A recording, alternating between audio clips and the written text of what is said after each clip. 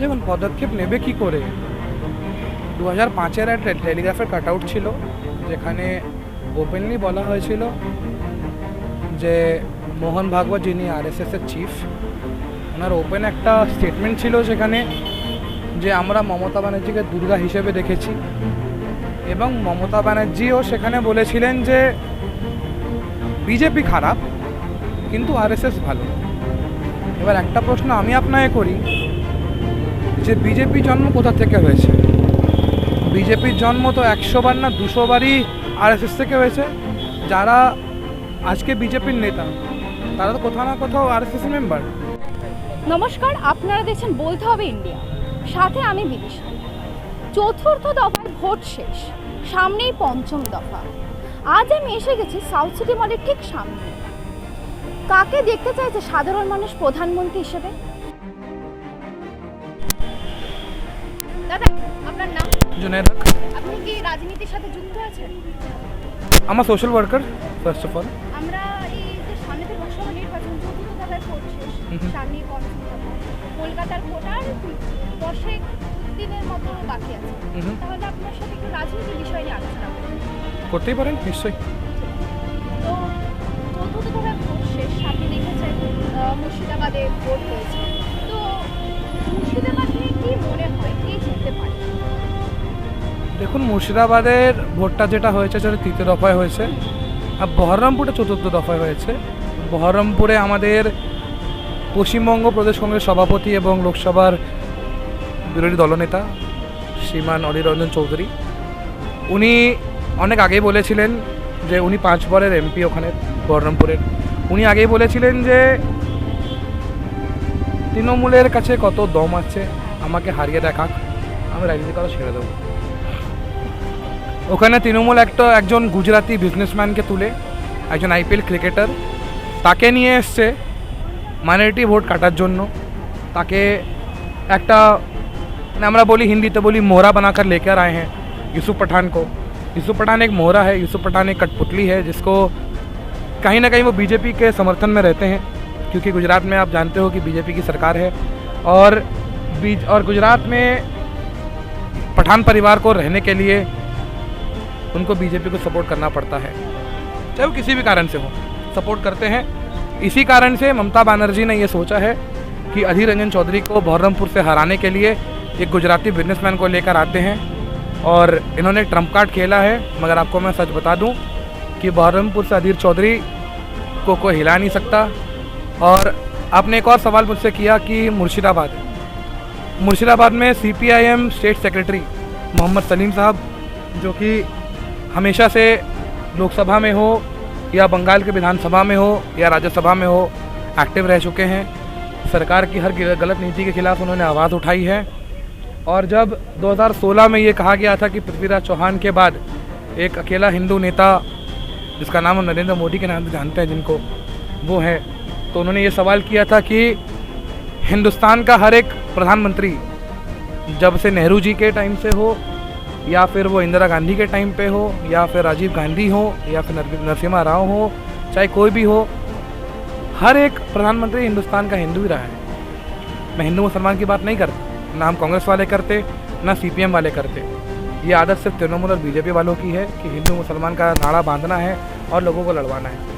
हमारा वक्तव्य यही है, हमारा बोलने का मतलब यही है कि पूरे हिंदुस्तान में एक अभी फ़िलहाल 2014 के बाद हिंदुस्तान के संविधान को तोड़ने और मरोड़ने का काम किया जा रहा है। उसी के खिलाफ़ में हम जैसे यूथ, चाहे वो कांग्रेस से बिलोंग करते हो, चाहे वो सीपीएम से बिलोंग करते हो, हम लोगों ने लड़ने का सोचा, और लड़ाई हमारी जब तक जारी रहेगी जब तक संविधान बच जाए। তো আপনার লোকসভা কোন দিকটা? আমার দক্ষিণ কলকাতা পড়ে। দক্ষিণ কলকাতা। তো আপনি তাহলে সমর্থক হিসেবে কাকে চাইছেন? দক্ষিণ কলকাতাতে কে জিততে পারে? দেখুন, একটা ছোটো কথা বলে দিই আপনাকে, সেখানে একজন সোশ্যাল অ্যাক্টিভিস্ট, সেখানে একজন লেফটেন্যান্ট জেনারেল মেয়ে, একজন অ্যাক্টারের ভাইজি মাননীয়া সায়রা শাহ হালিম, উনি দাঁড়িয়েছেন। বিরোধিতা করছেন মালা রায়, তিনি বিগত 2 বারের এমপি দক্ষিণ কলকাতা থেকে। আর একটা এমপি ক্যান্ডিডেট আছেন যেটা হচ্ছে বিজেপি, তিনি হচ্ছেন দেবশ্রী চৌধুরী, তিনি এর আগে রায়গঞ্জে জিতেছিলেন, জোট চুরি করে জিতেছিলেন। বুক ফুলিয়ে বলতে পারি যেই বিজেপি আর টিএমসির লোকেরা জোচ্চোর ডাকাত। কেন মোহাম্মদ সেলিমের বিরুদ্ধে এই দেবশ্রী চৌধুরী রায়গঞ্জে অনেক কাণ্ড ঘটিয়েছেন, অনেক প্রোপাগান্ডা করেছিলেন। সেখানে টিএমসিকে জেতানোর জন্য অনেক কথা হয়েছিল, বাট আনফর্চুনেটলি সেখানে বিজেপি জিতেছিল। সেখানে বিজেপির লোকেরা বলেছিল, সেখানে বিজেপির লোকেরা অনেকগুলো কথা করেও কথা হয়েছে। এবার কিন্তু আমরা সেটা চাই না। দুটো তো বড় শাসক দল, তৃণমূল কংগ্রেস, বিজেপি। তো আপনি কেন তৃণমূল কংগ্রেস বিজেপি ছাড়া আপনি কেন বাম कांग्रेस समर्थक हले? देखिए, एक नीति होती है और एक कूटनीति होती है। वाम और कांग्रेस के लोग नीति चलकर मानते हैं, नीति मानकर चलते हैं। और ये तृणमूल, आप मेरे को चीज़ बताइए, चलिए आपने मुझसे सवाल किया कि तृणमूल बीजेपी छोड़ के वाम कांग्रेस क्यों? आप मुझे एक बात बताइए, 1998 से पहले ममता बनर्जी कहाँ थी? मेरा पहला सवाल आपसे। दूसरा सवाल ये है कि 1980 से पहले बीजेपी कहाँ थी? बीजेपी नहीं थी। 1998 से पहले टीएमसी थी? नहीं थी। तो इसका मतलब ये है कि कहीं ना कहीं लोग कांग्रेस से टूटे हैं, वाम से टूटे हैं, टूट कर ही अपने पार्टी बनाए हैं। और ममता बनर्जी की 1998 में टीएमसी बनाने के पीछे सबसे बड़ा कारण ये था कि वो कांग्रेस से खफा हुई थी किसी ना किसी कारण से, और बीजेपी ने, अटल बिहारी वाजपेयी जी ने उनको बड़ा समर्थन दिया था। আপনি কি পারিবারিক আপনার মানে ফ্যামিলি ব্যাকগ্রাউন্ডে কি সিপিএম বাম কংগ্রেস মাইন্ডেড? পরিবারে তো কথা বলবো না, বিকজ অনেকগুলো কাহিনী উঠে আসবে তাহলে। তো অনেকে বলবে তাহলে যে সিপিএমের নেতার বাড়ির ছেলে কংগ্রেস করছে, হ্যান করছে, ত্যান করছে। হ্যাঁ, পারিবারিক একটা কন্টিনিউশন আছে। একজন প্রাক্তন এমপি রয়েছেন, এখন এমপি ইলেকশনে কন্টেস্ট করেছেন উনি মুর্শিদাবাদ থেকে, নাম বলতে যাচ্ছি না। বাট ওনারই ইন্সপিরেশনে আমি আজকে রাজনীতিতে ময়দানে নামি। যখন কলেজে ছিলাম তখন ছাত্র পরিষদ করতাম। ছাত্র পরিষদ ইন দ্য সেন্স কংগ্রেস ছাত্র পরিষদ, টিএমসিপি না। TMCP is a part of ছাত্র পরিষদ উইচ হ্যাজ, মানে নিজের নামটা বানানোর জন্য একটা টিএমসিপি জুড়ে দিল। তো ওই, হ্যাঁ, পারিবারিক কথাটা আছে, বাট অতটাও না। As a political Guru I respect Mohammad Salim সাহেব। ইজ আ নাইস পার্সন, অনেক ভালো উনি মানুষ। উনি আমাকে শিখিয়েছেন যে বাবু, রাজনীতি যখন করতে চাস কর, ভালোভাবে কর। আর যখন 2020-তে কোভিডের সময় আমি যখন কংগ্রেসে যোগদান করি, তখন উনি একজন মানুষ, উনি একমাত্র মানুষ যাকে আমি ফোন করে জিজ্ঞেস করেছিলাম যে সেলিমদা, সিপিএম তো না, ফরওয়ার্ড ব্লক করতাম, ফরওয়ার্ড ব্লক ছেড়ে দিয়েছি, ফরওয়ার্ড ব্লকে অনেক উল্টোপাল্টা কাণ্ড ঘটিয়েছে লোকেরা, এখন কংগ্রেস জয়েন করতে যাচ্ছি, করবো কি? ওনার আমার কাছে একটাই রেসপন্স ছিল যে বাবু, যাই পার্টি করিস না কেন নিজের অস্তিত্বটা বাঁচিয়ে চলবি। আমি বলেছিলাম, আমাকে জিজ্ঞেস করেছিল টিএমসি জয়েন করছিস? বললাম না। বলে কি তাহলে বিজেপি? না। বললে কি কংগ্রেস জয়েন করছিস? আমি বলে হ্যাঁ, কংগ্রেস জয়েন করছি। অ্যান্ড সেই জন্যেই এই কংগ্রেস, তারপরে কংগ্রেস 2024 অবধি এখনো কংগ্রেসে আছি। আগের দিনে কংগ্রেস সিপিএম সাপোর্ট করবে। আপনি তো প্রচারে বেরোচ্ছেন, কতটা কি রেসপন্স দেখতে পাচ্ছেন? অ্যাজ পার দক্ষিণ কলকাতা ইজ কনসার্নড, মানুষ খুবই আশাবাদী। সায়রা শাহ আলিম আশাবাদী যে উনি জিতছেন, আর আমরাও খুবই আশাবাদী as a worker, as a supporter যে উনি জিতবেন। আর লোকসভাতে টেবিল চাপড়ে সরকারের কোনো একটা ভুল নীতির বিরুদ্ধে কথা বলবেন। তো কেন সাধারণ মানুষ সায়রা শাহ হালিমকে সমর্থন করে জয়ী করবে? কেন, কিসের জন্য জয়ী করবে? 2019-20-তে এনআরসি, সিএ, এনপিআর, তার বিরুদ্ধে সায়রা শাহ হালিম কোমরে দড়ি বেঁধে নেমেছিলেন, মাথায় কফন বেঁধে নেমেছিলেন। পাক সার্কাস ময়দানে যখন আমরা লড়াই করছি, সঙ্গে সঙ্গে ডক্টর ফুয়াদ হালিম, ওনার হাজব্যান্ড, সায়রা শাহ হালিম, ওনার বাড়ির লোকেরা সবাই রাস্তায় নেমে আমরা প্রচার করতে নেমেছিলাম যে এনআরসি রুখে দেবো আমরা, हम कागज़ नहीं दिखाएंगे, हम कागज़ नहीं दिखाएंगे, লাঠি ডান্ডা খাएंगे, हम कागज़ नहीं दिखाएंगे। এই স্লোগানটা কিন্তু সায়রা শাহ আলিমই প্রথমবার দিয়েছিলেন। ইনকলাব জিন্দাবাদ, নরেন্দ্র মোদি কি সিএ এনআরসি को हम नहीं मानते, ये প্রথম স্লোগানটা আমার সায়রা শাহ আলিমই দিয়েছিলেন। তারপরে যখন আমরা তৃণমূলের এমপিদের সাথে কথা বলতে যাই, যে আপনারা কি বলবেন এই বিষয়ে, তখন টিএমসির এমপি বলেছিলেন আমরা এটাকে জানি না, আমরা কোনো কিছু কথা বলতে পারবো না। কিন্তু এই টিএমসির এমপিরা যখন এই আইনটা পাস হচ্ছিল, তখন সেই টিএমসির এমপিগুলো লোকসভা থেকে বেরিয়ে বিজেপিকে সাপোর্ট করেছিল যে আমরা এনআরসিকে সমর্থন করছি। আর আপনাকে এক সপ্তাহ আগেরই কথা বলে দিই, যেখানে অভিষেক বন্দ্যোপাধ্যায় নিজে বলেছেন আমরা সিএ এনআরসিকে সমর্থন করছি। যদি বিশ্বাস না হয় আপনি ইউটিউব বা কোনো একটা টিএমসির বা কোনো একটা লিঙ্ক খুলে দেখে নেবেন, যেখানে অভিষেক বন্দ্যোপাধ্যায় নিজে বলেছিলেন মুর্শিদাবাদে দাঁড়িয়ে যে আমি সিএকে সমর্থন করছি।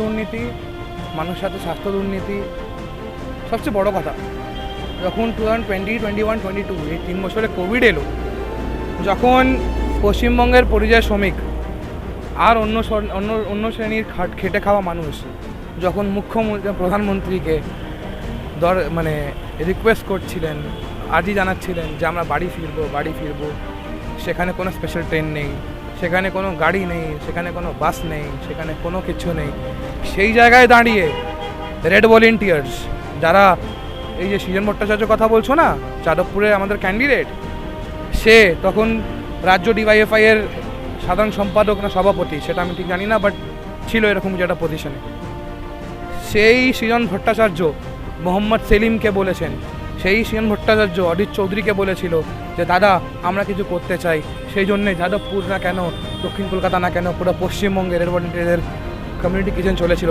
3 বছর টানা। সেখানে মানুষকে ফ্রি অফ কস্ট খাবার দেওয়া হতো, free of cost medical treatment দেওয়া হতো, free of cost oxygen cylinder pass করানো হতো। এই তৃণমূল কী করেছে? সেখানেও যখন পিএম কেয়ার্স ফান্ড, যেখানে বলেছিল নালায়ক মোদি যে থালি বাজাও আর এই বাজাও, হ্যান্ড বাজাও, আমার ফান্ডে টাকা দাও, আমি মানুষকে সাহায্য করব, একটা টাকাও কিন্তু এখনও হিসেব আমরা পাইনি। সেই হিসেবটা কিন্তু এবার মানুষ ইঞ্চিতে লোকসভা নির্বাচনে বুঝে গেছে, আর আগেও বুঝে যাবে। 5ম দফা, 6ষ্ঠ দফা, 7ম দফা, এই 3টে দফায় মানুষ ইঞ্চিতে বিজেপি তৃণমূলকে বুঝে নেবে। আর দক্ষিণ কলকাতা থেকে সায়রা শাহ আলিম জিতছেন, আর যাদবপুর থেকে শেরন মোটাজা জিতছেন। সৃজন ভট্টাচার্য থেকে মানুষ অনেক চাইছে, তো দেখা যায় ভোটে গিয়ে সেই শূন্য ভোট। এবারও কি বাম কংগ্রেসকে আবার শূন্য ভোট পেতে পারে? কে বলেছে? ভারতবর্ষে 543টা ইন্ডিয়ান সিট আর 2টো হচ্ছে অ্যাংলো ইন্ডিয়ান সিট। সেখানে তুমি যদি আমাকে যেটা প্রশ্ন করছো যে শূন্য কোনো হতে পারি না। মানুষের রক্ত দেওয়া ঝান্ডা, মানুষের খেটে খাওয়া ঝান্ডা, একটা হাত ছাপ, একটা কাস্তে হাতুড়ি ছাপ। মানে কি হচ্ছে, একটা হাতে কাস্তে, একটা হাতে হাতুড়ি, সে কোনোদিন শেষ হয় না, সে কোনো কৃষক শেষ হয় না, কোনোদিন একটা রাজমিস্ত্রি শেষ হয় না। সেই অনুযায়ী আমরা কংগ্রেসের কর্মী, আমরা সিপিএমের কর্মী, দুই পার্টির কর্মী, আমরা দুই পার্টিকে নিয়ে একসাথে চলবো। আর এইবারে লোকসভা নির্বাচনে লোকেদের বুঝিয়ে দেবো, বিজেপি আর তৃণমূলকে ইঞ্চিতে আমরা বুঝিয়ে দেবো যে এইবার কিন্তু আমরা আপনার সাথে, এবার কিন্তু ইন্ডিয়া ব্লক, যেটা হচ্ছে সিপিআইএম, কংগ্রেস, সমাজবাদী পার্টি আর আম আদমি পার্টি, এই 4টে পার্টি মিলে একটা ইন্ডিয়া ব্লক হয়েছে। সেই ব্লকের সরকার হচ্ছে এবং কিন্তু রাহুল গান্ধীকে আমরা প্রধানমন্ত্রী হতে দেখতে চাইছি। এবার আশা করছি যে ভগবানের আশীর্বাদে আর মানুষের আশীর্বাদে, বেসিক্যালি মানে ভারতবর্ষের মানুষের আশীর্বাদে আমরা ভারতবর্ষে কংগ্রেস এবং ইন্ডিয়া ব্লকের সরকার করতে চলেছি। লক্ষ্মী ভাণ্ডার, যারা একদম প্রান্তিক মহিলারা, তারা মাসে 500,000 করে পেয়ে যাচ্ছে। এবার এই যে রাজ্য জুড়ে এত বড় দুর্নীতি, তারা কিন্তু আসলে দেখতেই চাইছে না বা জানেও না আসলে কে কোথায় দাঁড়িয়েছে। তারা জানে আমরা মাসে টাকা পাচ্ছি, আমরা দিদিকে ভোট দেবো। সেই নিয়ে কি বলবেন? আমাদের মা বোনেরকে সিএম আমাদের দেখাচ্ছে আমি আপনাকে 500 টাকা দিচ্ছি বা 1000 টাকা দিচ্ছি, ওরা এটাই বাড়ির যে মা বোনেরা ওটা সন্তুষ্ট যে আমার সিএম হয়েছে, আমাদের 500-1000 টাকা দিচ্ছে। কিন্তু এটা বুঝছে না আমাদের যে আসনার জেনারেশন এত পয়সা খরচা বাবা পড়াশোনায় শিক্ষাটা করে, যে ওইগুলো পুরো ব্যাকআউট করে দিচ্ছে। অন্য ফিউচার নিয়ে খেলা হচ্ছে। কালকে আপনি চাকরির দাবি করতে পারবেন না, আপনাকে হ্যান্ডিক্যাপ প্যারালাইসিস করে দিচ্ছে। দ্বিতীয় আমাদের সিএম যে স্বাস্থ্যসাথী কার্ডটা বানিয়েছে, উনি চ্যালেঞ্জ করেছে অল ওভার কলকাতায় যে কোনো বড় ছোট নার্সিংহোমে ট্রিটমেন্ট হবে। এই রিসেন্টলি 5-6 মাস আগে আমার পাড়াতে একজন অসুস্থ হলো। আমার ওখানটাই এমএলএ হচ্ছেন মহিউদ্দিন শামস, যিনি মারা গেল লেট, টাউন কাউন্সিলর যে ওখানটায় নার্সিংহোমে নিয়ে গেলে হলো, স্বাস্থ্যসাথী কার্ড বলে এখানটা অ্যালাউড নেই। পেশেন্ট শরীর খারাপ হচ্ছে একবালপুরে, যেতে হবে ডায়াবেটিস ট্রিটমেন্টের জন্য, তখন পেশেন্ট মারা যাবে। আপনি যেটা চ্যালেঞ্জ করে পুরো করতে পারছেন না, এটা পাবলিক বুঝে গেছে এবার ইলেকশনে এ বিহেভ ওরা ভোট দেবে। আমাদের সিএমের কাছে কোনো ক্ষতি নেই, আপনি যেটা পুরো করতে পারছেন না ওটা বলে লাভ নেই। যেটা আপনি ফ্যাক্ট ওটাই করেন। আপনি যে পাবলিক অ্যালট করতে হবে সেটাই দিন। স্বাস্থ্যসাথী স্বাস্থ্যসাথী স্বাস্থ্যসাথী স্বাস্থ্য তো 12টা বাজাচ্ছে, এখানটা অসুস্থ নিয়ে যাবে ডায়মন্ড পেশেন্ট মাটিতে চলে যাবে। অ্যাজ ইট ইজ এটাই আমি বলি, যেটা পুরো করবেন সেটাই বলতে চাই। 4 তারিখ তো ভোটের রেজাল্ট, তো পশ্চিমবঙ্গের কটা সিট পেতে পারে বাম কংগ্রেস? শিওর বলবো না জাস্ট একটা নাম্বার বলবো? আপনার কি মনে হচ্ছে? মুর্শিদাবাদ থেকে মোহাম্মদ সেলিম, বহরমপুর থেকে অরিত চৌধুরী, আশা করছি রায়গঞ্জ থেকে আলী ইমরান রামজ, আশা করছি যাদবপুর থেকে শিরন্দা, আশা করছি দমদম থেকে সুজন চক্রবর্তী, আশা করছি দক্ষিণ কলকাতা সাইরা শাহ আলী। শ্রীরামপুর? শ্রীরামপুরে হাড্ডাহাড্ডি, কেন দীপশিতা ধরের বিরুদ্ধে কল্যাণ ব্যানার্জি সিটিং এমপি, যুব সমাজের একজন মেয়ে, ওর সাথেও খুব লড়াই করেছি ময়দানে, ওকে আমার সাপোর্ট রইল, অল টাইম থাকবে, ছিল, আছে, থাকবে। ও জিতার চেষ্টা করছে, লড়াই দিচ্ছে ময়দানে হাড্ডাহাড্ডি। শ্রীরামপুরও আমরা আশা করছি দীপিকা জিতবে। আর একটা বললাম, ডায়মন্ড হারবারে অভিষেকের বিরুদ্ধে প্রতিকুর রহমান লড়াই দিচ্ছে, বাকিটা মানুষের হাতে। আচ্ছা, আমাদের শেষ প্রশ্ন, যখন ইডি সিবিআইরা পশ্চিমবঙ্গে ঢোকে তখন কেন তৃণমূল কংগ্রেসরা কোনো স্টেপ নেয় না, বা কেন কোনো পদক্ষেপ নেয় না? দেখুন, পদক্ষেপ নেবে কি করে? 2005-এর একটা টেলিগ্রাফের কাট আউট ছিল, যেখানে ওপেনলি বলা হয়েছিল যে মোহন ভাগবত, যিনি আরএসএসের চিফ, ওনার ওপেন একটা স্টেটমেন্ট ছিল সেখানে যে আমরা মমতা ব্যানার্জিকে দুর্গা হিসেবে দেখেছি, এবং মমতা ব্যানার্জিও সেখানে বলেছিলেন যে বিজেপি খারাপ কিন্তু আরএসএস ভালো। এবার একটা প্রশ্ন আমি আপনাকে করি, যে বিজেপি জন্ম কোথা থেকে হয়েছে? বিজেপির জন্ম তো 100 বার না 200 বারই আরএসএস থেকে হয়েছে। যারা আজকে বিজেপির নেতা তারা তো কোথাও না কোথাও আরএসএস মেম্বার। আরএসএস মেম্বার না হলে তো বিজেপিতে এন্ট্রি পাবে না। That is the reason. এই যে তৃণমূলের নেতাগুলো, যারা দুর্নীতিগ্রস্ত নেতাগুলো, পার্থ চ্যাটার্জি হোক, তারও জেলে, অনুব্রত মণ্ডলও জেলে, আরও অনেক নেতা আছে, নাম করব না, অনেক হাই প্রোফাইল নেতা আছে, ডায়মন্ড হারবারের এমপি নিজে আছে, ঠিক আছে? তো সেই লোকেদের ওপরে ইডি সিবিআই অ্যাকশন এই জন্যেই নেয় না, because Trinamool and BJP, which in a single word is called বিজেমূল, বিজেমূলের একটা খুব ভালো সেটিং আছে। কোনো একটা জনসভায় দাঁড়িয়ে মমতা ব্যানার্জি বলে যে নরেন্দ্র মোদীর কোমরে দড়ি বেঁধে ঘোরাবো, আর সেই মমতা ব্যানার্জিকে দেখা গিয়েছে যে সিল্কের একটা রাখির সুতো নিয়ে দিল্লি দৌড়েছেন চাচা আপন জান বাঁচা বলে।